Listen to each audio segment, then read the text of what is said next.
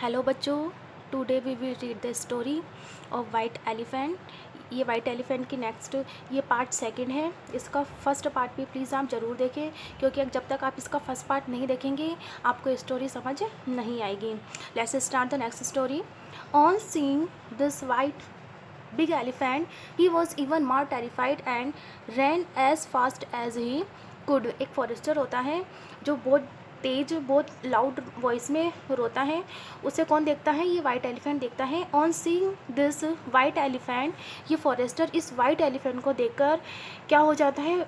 Even more terrified, बहुत ज़्यादा डर जाता है। And ran as fast as he could, और जितना उससे हो सकता है उतना तेज़ दौड़ने की वो कोशिश करता है। The elephant followed him, elephant उसका पीछा करता है। एंड टोल्ड हिम, और उसे बताता है नॉट टू बी अफ्रेड, की डरने की ज़रूरत नहीं है। As all he wanted to do was to help him, क्योंकि एलिफेंट क्या करना चाहता है? उस फॉरेस्टर की मदद करना चाहता है।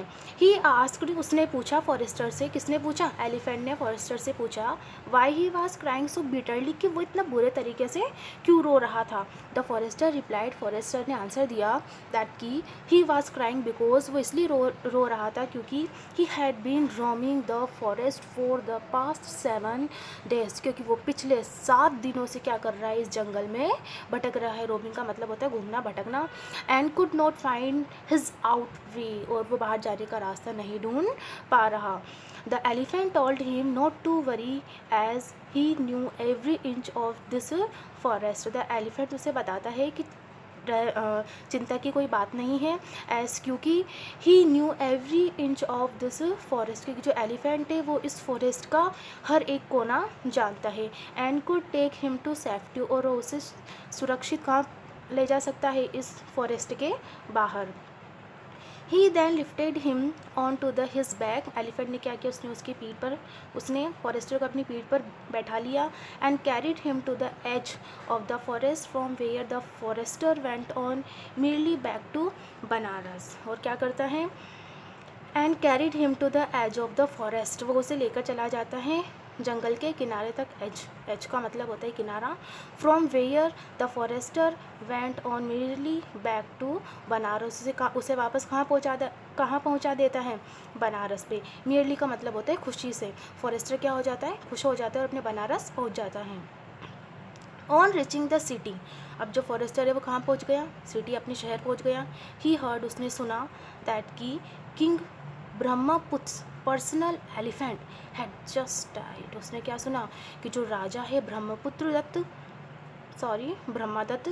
पर्सनल एलिफेंट, ब्रह्मादत्त जो राजा है उसका जो पर्सनल एलिफेंट है वो अभी मर चुका था। And the king was looking for a new elephant, और राजा किसको ढूंढ रहा है? एक नए एलिफेंट को ढूंढ रहा है। The forester was very excited, ये सुनकर फॉरेस्टर क्या हो जाता है?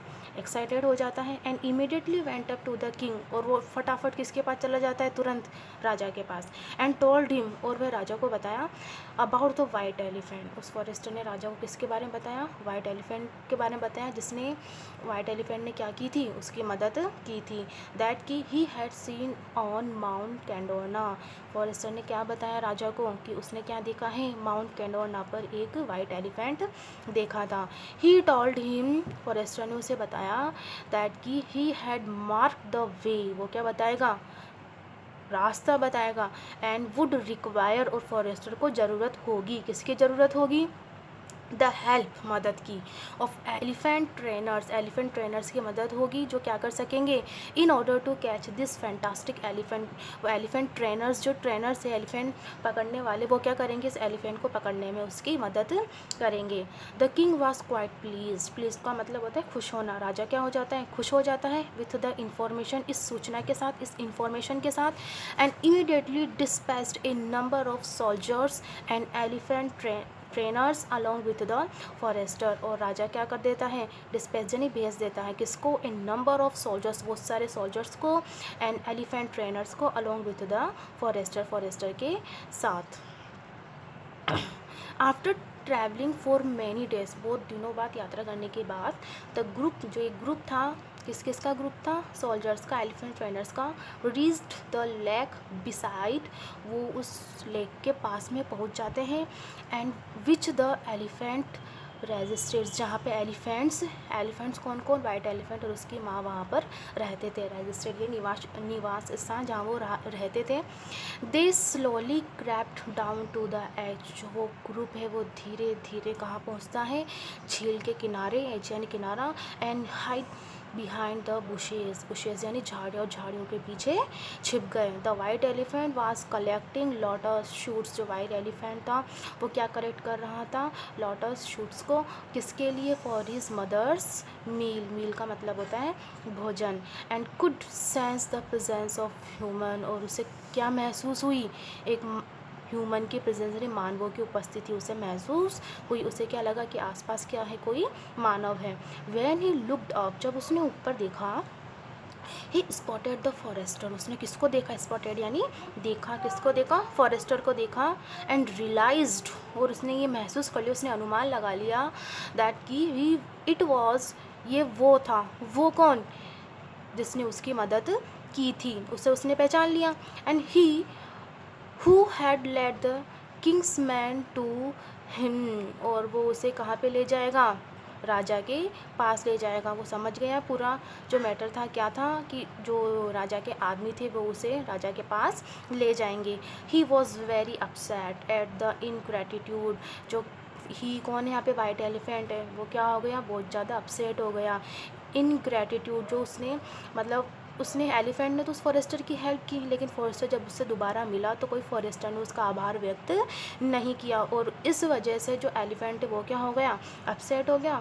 बट डिसाइडेड, लेकिन एलिफेंट ने डिसाइड किया दैट कि if he put up A struggle many of the man would be killed, उसने क्या डिसाइड किया, अगर वो इन सब के साथ में स्ट्रगल करे, इन सब के साथ में लड़ाई करे, तो वो क्या कर सकता था, बहुत सारे आदमियों को मार सकता था। And he was just kind, लेकिन जो वाइट एलिफेंट था वो क्या था, बहुत ही ज़्यादा दयालु था।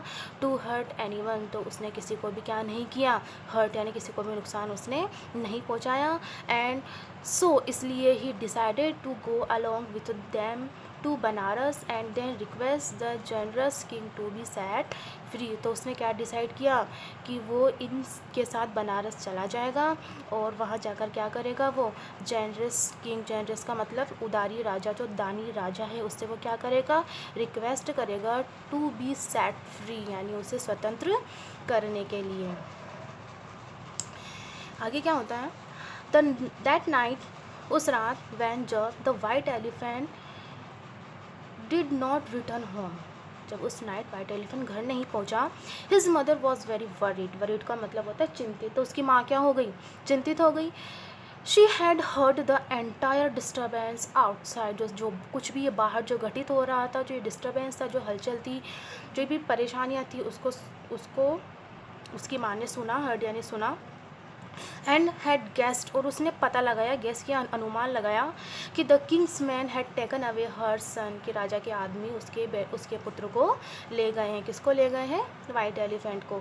शी वॉज स्केर्ड, वो क्या हो गई, डर गई, स्केर्ड यानी डरना। दैट कि the king would ride him into the battle, battle का मतलब क्या होता है बच्चों, युद्ध, कि राजा क्या करेगा, वाइट एलिफेंट को युद्ध में भेजेगा लड़ने के लिए। And her son would definitely be killed, अगर वो युद्ध में जाएगा, बैटल में जाएगा, तो उसका सन जो वाइट एलिफेंट है वो डेफिनेटली बी किल्ड, यानी वो तो बिल्कुल ही मारा जाएगा।